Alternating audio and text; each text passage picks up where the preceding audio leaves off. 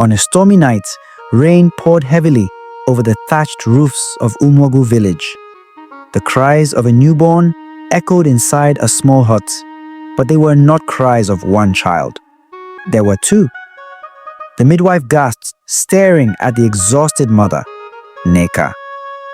It is as the elders feared. There are two. Neka, drenched in sweat, held her babies close, her voice weak but firm. They are mine and they will live. The midwife hesitated, knowing what the village believed. Twins were a curse, sign of doom. She wrapped the babies quickly, her hands trembling. The law of the land demanded that the Dibia, the village priests, be informed. At dawn, the village gathered at the shrine of Allah, the earth goddess. The air was tense as Dibia Okeke stood before the people, holding his sacred staff. His voice was filled with authority. Twins are an abomination. Allah has spoken through our ancestors. They must be given to the forest or the land will suffer. The villagers murmured in agreement, their fear growing. But Neka, carrying Adana and Adan, stepped forward. No child is born cursed. They are gifts. Look at them. A sudden wind swept through the shrine, the fire in the altar flickering wildly. The earth trembled beneath their feet. A deep hum vibrated through the ground. The villagers gasped in terror. The ground, it speaks, someone whispered. It is the curse, another cried. The twins must go. Neka clutched her babies tighter as Dibia Okeke lifted his staff, chanting to the goddess, Allah, show us your will.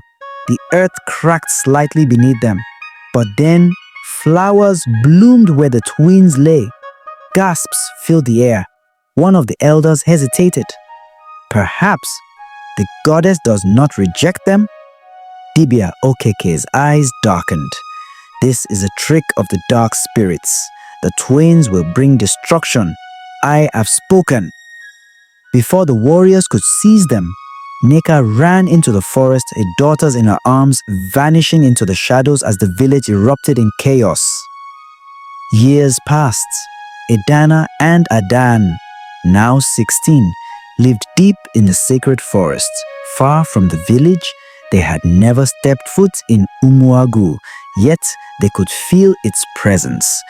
One day, as Adana touched a dying tree, it suddenly burst into life. Adan whispered to a wounded bird, and its wing healed. They did not understand these powers. Mother, why do we live away from the others? Adan asked. Why do the trees listen when we call? Adan whispered. Neka, now frail with age, looked at them with weary eyes.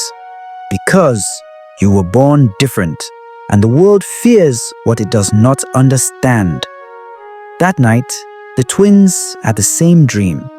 A woman dressed in white stood in a field of glowing fireflies. Her voice was soft yet powerful. Your fate is written in the earth, but only you can rewrite it. At dawn, a tremor shook the ground. In the distance, the sound of marching feet approached.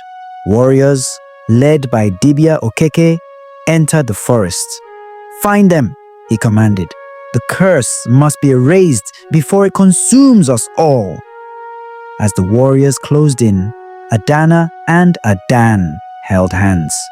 A strange power surged through them, stronger than before. Their destiny was calling, and their battle had just begun.